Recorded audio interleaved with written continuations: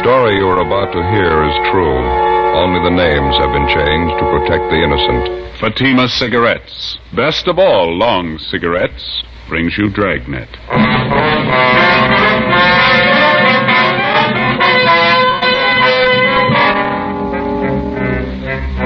You're a detective sergeant. You're assigned to auto theft detail.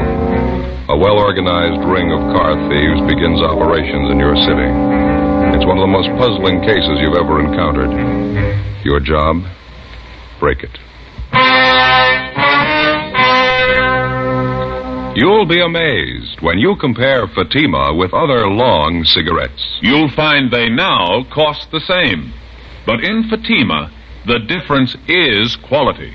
You see, Fatima is the quality king-size cigarette because it contains the finest domestic and Turkish tobaccos superbly blended. And Fatima is extra mild, with a much different, much better flavor and aroma than any other long cigarette. So compare Fatima yourself. Fatimas now cost the same as other long cigarettes, but your first puff will tell you... Ah, that's different. Yes, in Fatima, the difference is quality. Ask your dealer for Fatima, the quality king-size cigarette. Best of all long cigarettes. Start enjoying Fatima tomorrow.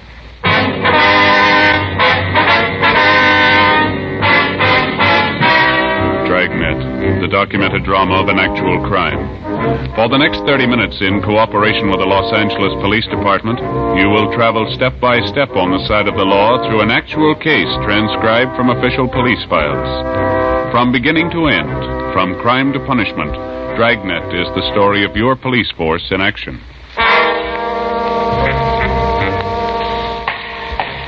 It was Monday, May 11th. It was fair in Los Angeles.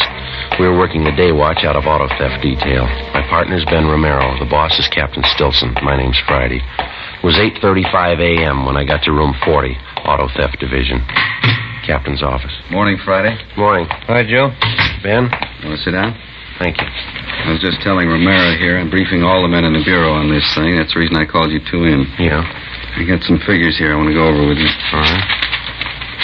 As you know, the percentage of all auto theft recoveries is 96 to 98% on the average. That's normally. Yeah.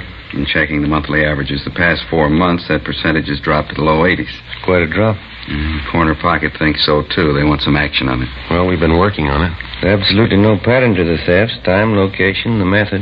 Makes it impossible to stake out on it. Yeah, those are some of the reasons our percentage is taking such a dive. I know the problems. We all do, but we got to break this thing soon. Well, it figures we're dealing with a well-organized bunch. They know what they're doing.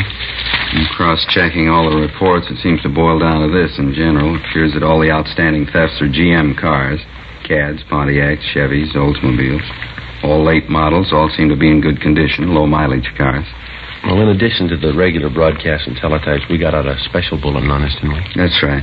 All the thefts were listed, license, make, model, and color. Been sent to all major cities and border patrol stations. Nothing so far. I was checking through the salvage reports. Salvage buy. Do you have the last 2 months there, Skipper, March and April? Yeah, right here. I noticed the same thing. That outfit down on San Pedro Street. Yeah. Let me see. Oh, yeah. This is a composite on the reports for the past 2 months. That's right. This one here. Herman Salvage, 2716 West San Pedro. They seem to deal a little heavy on General Motors cars, don't they? Yeah, they do. I've been watching the buys on this place for the past few weeks now. I wanted to make sure it wasn't coincidence. Well, looks like a good place to run down anyway. You two want to check it out? All right, fine. 2716 West San Pedro. That's it. Outfit appears to be okay. Never been out of line. Seems funny they should deal with the top avian GM cars, doesn't it? Right when our recovery percentage takes a dive, yeah. Do you have the last salvage report there, Captain? Yeah. The last one? Here you are. Thank you. Yeah. Here's one for Herman's, 1949 Cadillac. And a little further down, Herman's again, 47 Olds. Yeah. There's 5 GM buys on the list. Herman got 4 out of 5 of them. Let's find out why.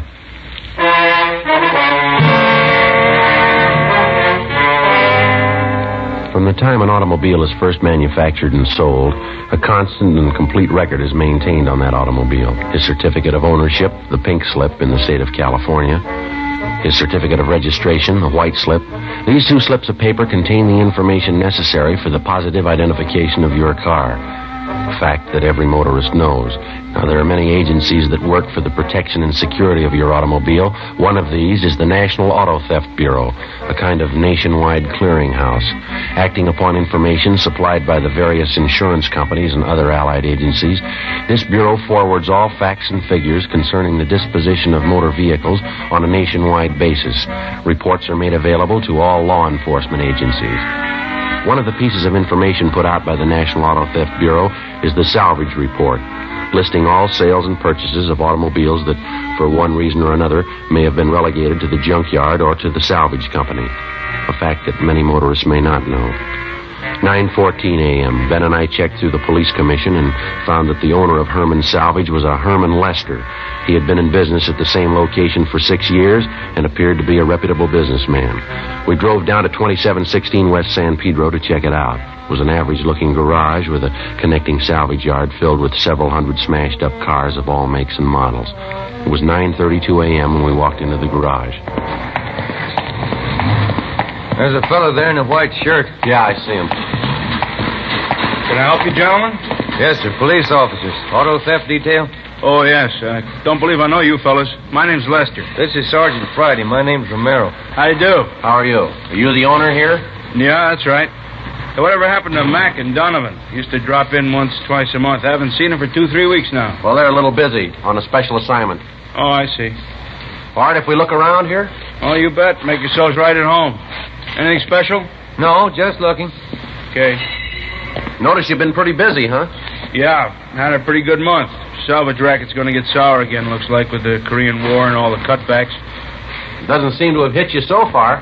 Well, no, not so far. Looks like it may tighten up any time. I noticed from our salvage report you've been doing a big business in GM merchandise. Yeah, we have. You know, they're starting to build tanks back there now. We wanted to make sure we wouldn't run short on parts. Do you get a lot of call for GM parts, do you? Oh, yeah, we sure do. Everybody in town knows if they need something for a Caddy or a Buick or any of those cars, this is the place to come. We kind of built up a reputation specializing in GM used parts. I see. Mind if we check your last few buys? Fine. You have a 49 Cadillac, 47 old, Pontiac 48, 1949 Chevrolet. Wonder if we might see those. Yes, sir. Right out in the yard. Back this way. All 4 of them are really bent up. Bad shape. Just breaks your heart to see beautiful merchandise like that all smashed up. I don't know what people are thinking of the way they drive. Yeah. And you take a new Caddy, one of those new convertibles, really beautiful merchandise. Somebody takes one out, rolls it, we pick it up and tow it down here. Beautiful car like that all rolled up in a ball. Georgia Street Receiving Hospital probably picked up the rest. Yeah, it was really a shame. Well, here we go. There's a Caddy. Oh, yeah. Let's see. The olds in the Pontiac are in that row there. You see them? Yeah. And that Chevrolet, wasn't it? Yes, sir. 1949. Yeah. Oh, yeah. There she is over there. Third car down. Maroon. See it? Maroon one, yeah. Down there. Yeah. Looks like a graveyard, doesn't it? Sure does. What'll you do with all these cars? Strip them down for parts? Well, at least the 4 you're checking now, yeah. They're all total wrecks. Nothing much can be done with them except for parts. Mm-hmm. How about that Cadillac down there, the sedan? Huh? That one over there. Can't you fix that one up? That doesn't look beyond repair from here. Oh, step around the other side here. You can't see from where you're standing. Here. And the right side's all stove in. By the time you figure replacing those side panels and fenders, trim, we couldn't come out on it. Yeah, I see now. Well, I don't know too much about it, but it'll look good from over there. Yeah, that's what we get all the time. People want us to pay top prices for stuff we can't get our money out of. If we could repair them, fix them up, and resell them as a complete automobile, there'd be a lot of money in this business. You do that with some of them, don't you? Well, very few of them, I'll tell you. That's what we look for, but we don't always get lucky. Mm-hmm, I see. Say, how'd you boys like to see some really beautiful merchandise? What's that? Well, come on back in the shop. All right. Kind of a hobby of mine. Mm-hmm. Here's what keeps us busy. Plates and pink slips on their way up to Sacramento for cancellation. Uh-huh. Yeah, over this way. Here we are. Take a look at this baby. Yeah. A hot rod, huh? No, not exactly. We don't go in for that kid stuff racing around town. Well, sure looks like one. Yeah, but it's a little better than most of the kids can throw together. What'll it do? We clocked her up at Muroc at 112 last weekend. You know, they've been coming in here from all over town to see this car? That's so. Yeah. You ever get up to Muroc Dry Lake? No, I never do, but that's the place for it. Running around town and those things can cause a lot of accidents. Those drag races the kids have? Yeah. We don't go in for that stuff. This is strictly scientific as far as I'm concerned. I like to build them up, see what we can make them do. Cost a lot of money, don't they? Got $5,400 in this one right now. I'm putting more into it. Mallory ignition, milled heads, twin Wakefields. Here, let me start it up for you. Okay. 120 horses under there.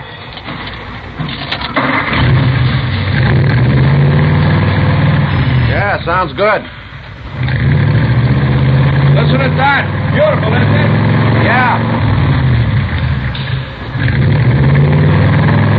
A lot of power here. Sure is. You ought to see it up at the lake. You really go. Yeah, I'll bet. Is this all made up out of salvage cars? Every bit of it. Have to buy a few things new, but most of it's right out of wrecks like those outside there. Takes a lot of talent to build up something like this from scrap, doesn't it? No, not really. After you've been at it as long as I have, it's not too tough. The trick is to get more speed out of them than anyone else can. Yeah, you did a good job on this car, all right? Oh, if you put your mind to it, you can do a lot with a wrecked car. Before we left Herman's Salvage, we checked all 4 of the GM cars that were listed on the salvage report. We made a careful check on all of the cars in the yard and in the garage, paying special attention to the few cars that were in the process of being rebuilt by Herman Lester's mechanics. We went over his records, carefully checking the disposition of all of his buys for the past several months. Everything was in perfect order. We found that in the past 3 weeks, Lester had taken in 10 cars. 8 of them had been stripped down for parts, and 2 of them had been rebuilt and resold. The investigation showed that 4 of those cars were GM cars, and the 2 that were resold were both General Motors. 11:28 a.m.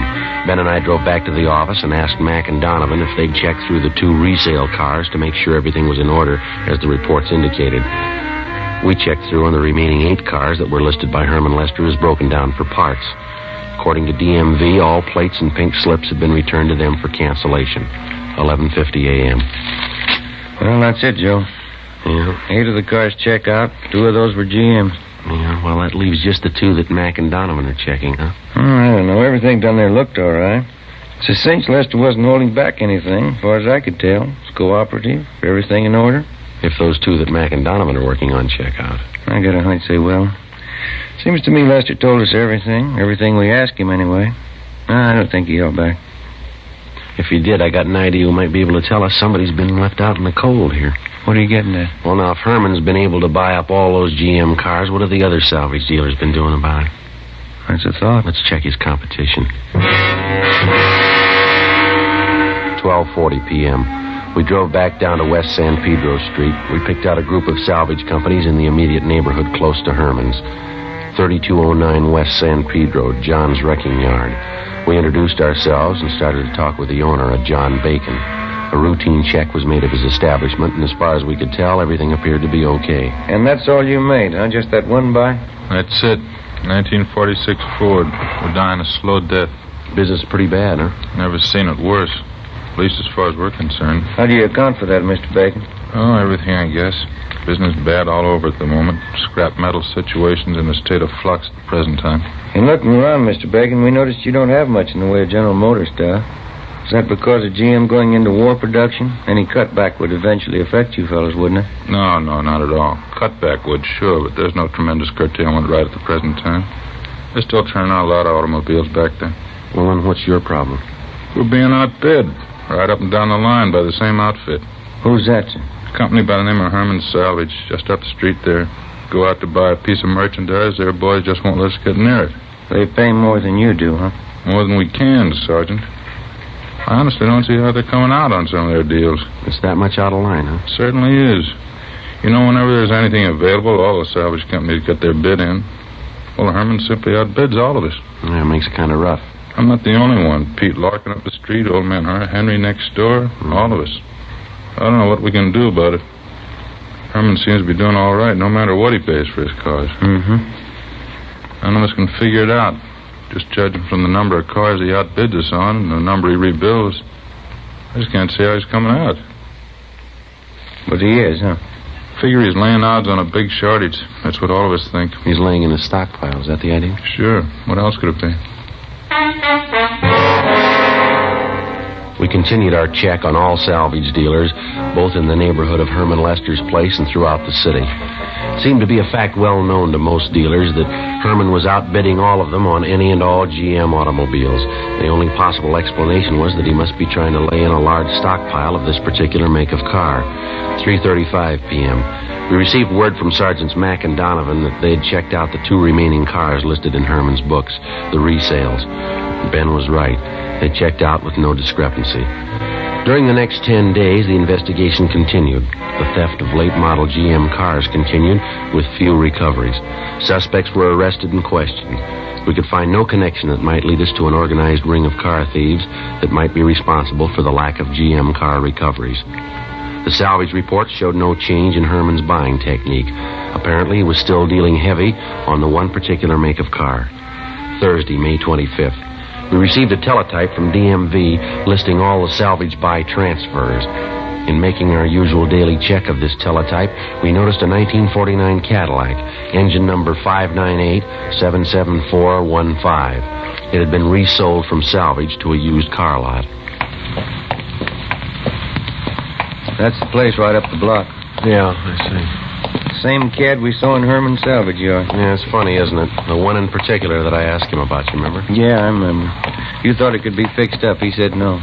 It's only been a little over 2 weeks ago, hasn't it? Yeah, that's right. Well, it still doesn't prove anything. Here we are.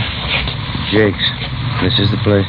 Yeah, there's a cad in the front line right down there, huh? Mm-hmm. I don't see anyone around, do you? No, I don't. Well, I guess it's all right to check the engine number anyway. Yeah, I'll get the hood release. Right.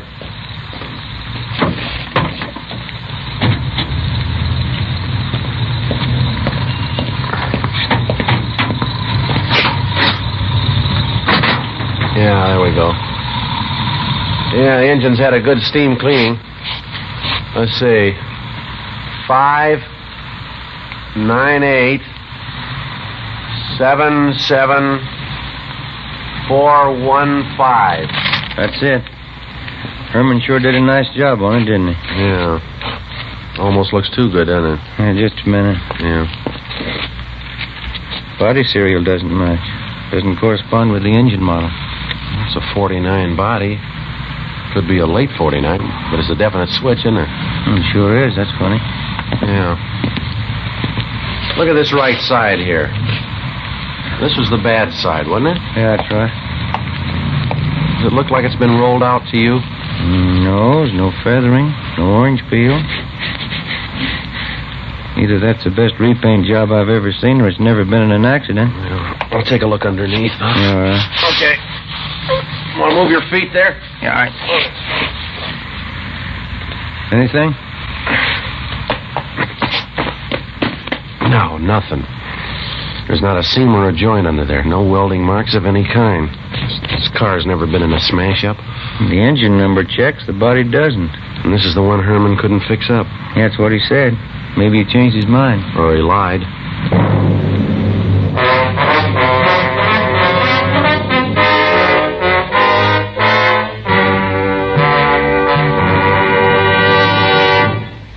You are listening to Dragnet. From beginning to end, Dragnet is the authentic story of your police force in action. Now, from beginning to end, the Fatima story.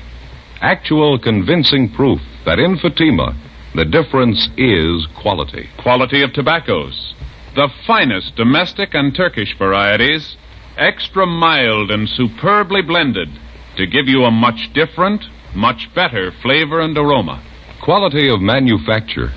Smooth, round, perfect cigarettes.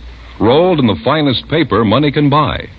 manufactured in the newest and most modern of all cigarette factories. Quality, even to the appearance of the bright, clean, golden yellow package.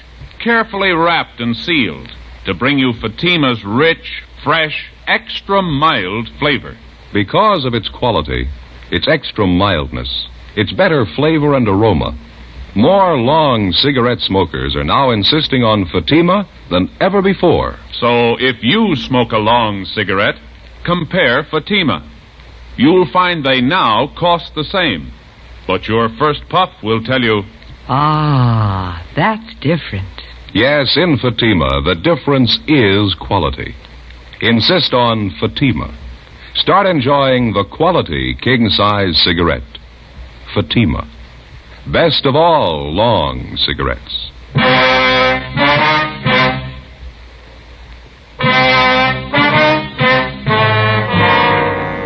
1949 Cadillac, engine number 598-77415. In checking out this automobile, Ben and I had found that the engine number corresponded with the salvage report concerning Herman Lester's place.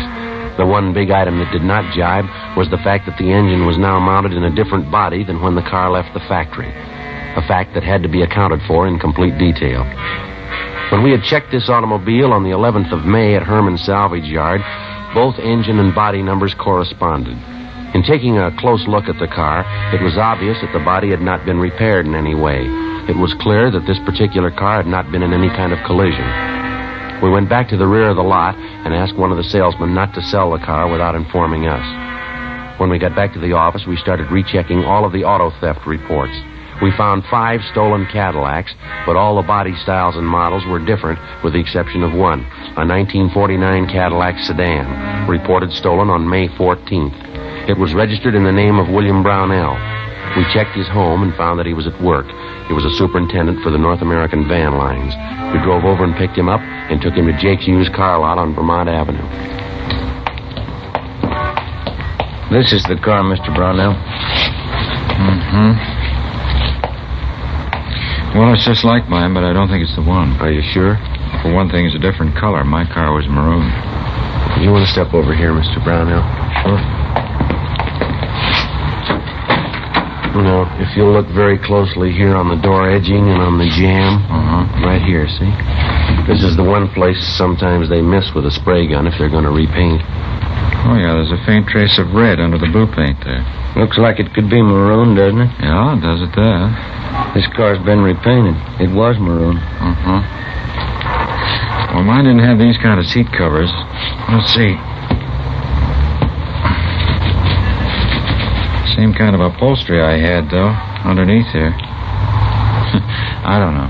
Mr. Brownell, there must be something other than the color and the upholstery that you'd know your own car by. Never gave it much thought. Well, there's usually some little identifying mark of some kind. I know that on my car, the lens on the right headlight got broken, and I had to replace it with one that didn't match. Something like that, sir?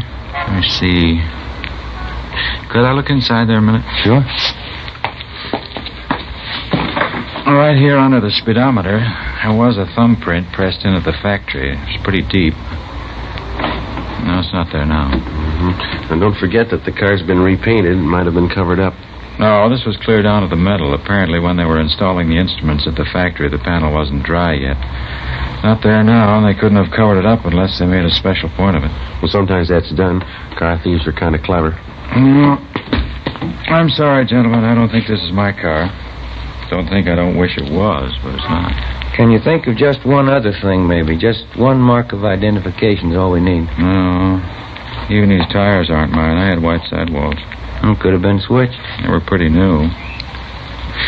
Wait a minute. I think I remember something. No, there's no rip up there. What's that, sir?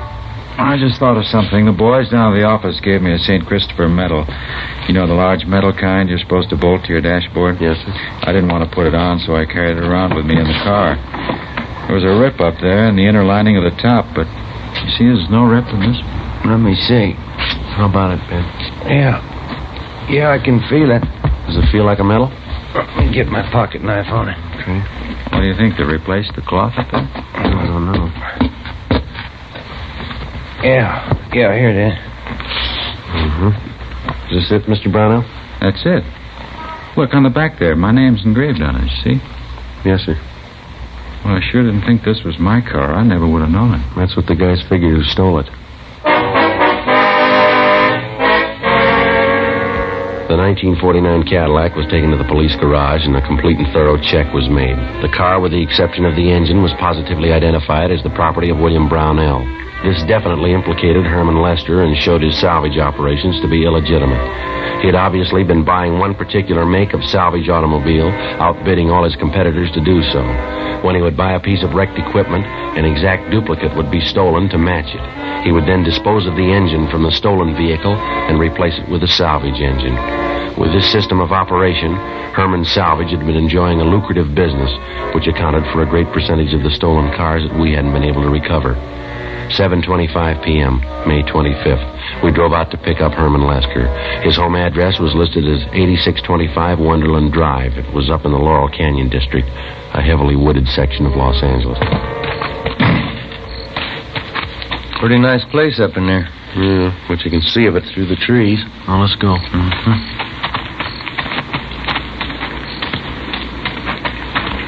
Look at that, Joe. Yeah. Looks like a 50 O's. Everything there but the engine. No plates.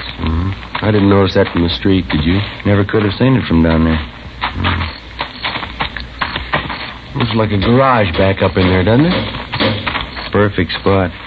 Can't see any of this from the street with all those trees. Pretty fancy layout for a home garage. Good size. Yeah. Somebody's working up in there. Yeah. Come on.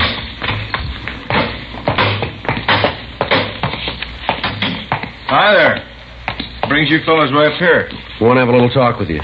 Oh, you bet. Come on in the house. Have a cold beer, huh? No, this will be all right. Joe, you got a hot sheet? Yeah, right here. Kind of caught me by surprise here, working out in the garage. Yeah, that figures, Lester. These plates are from a stolen car. You sure? That's right. You remember a 49 Cadillac we looked at down at your place a couple of weeks ago? I'm not sure. 49 Cad? That's right. Whatever became of that car? Oh, now I remember. Yeah, I sold that car to Jake's over in Vermont. Thought you told us you couldn't fix it up. I don't remember. You sure you don't mean some other car now? No, it's the same one. You know the one we mean. How about it? How about what? That was a stolen car, Lester, and you know it. That's a stolen car out there in the yard, isn't it? What's that hoist then? There he goes, Joe. All right, Lester, hold it. Duck it, duck, Joe. All right, now, come on. Drop it, Lester. Drop the hammer. Go with me.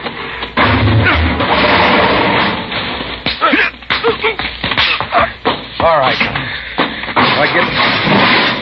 I'll get the cuffs, Joe. Oh, come on, get up on your feet. All right, come on. On your feet. Stand still. Rough one, huh? Yeah. Come on, Lester. Let's go. How'd you find out? Who tipped you off? St. Christopher.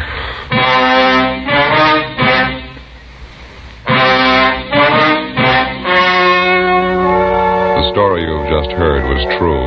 Only the names were changed to protect the innocent. On August 15th, trial was held in Superior Court, Department 82, City and County of Los Angeles, State of California. In a moment, the results of that trial. And now, here is our star, Jack Webb. Thank you. Friends, one of the first things a detective learns is that you can't rely on snap judgments or first appearances. You get all the evidence first, and then you arrive at a decision. And that's just as true when it comes to choosing a king-size cigarette. Place a Fatima alongside any other king-size cigarette. Now, side by side, they'll look identical. When you smoke them, you'll find a world of difference. You'll find, as I have, in Fatima, the difference is quality. Quality that gives you extra mildness, a much better flavor and aroma.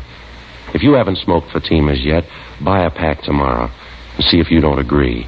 In Fatima, the difference is quality.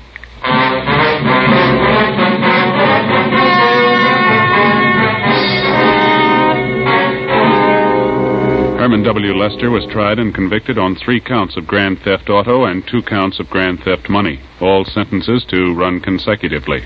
Grand theft auto is punishable by imprisonment for a term of 1 to 5 years, grand theft money by a term of 1 to 10 years. The suspect was also filed on by federal authorities for violation of the Dyer Act.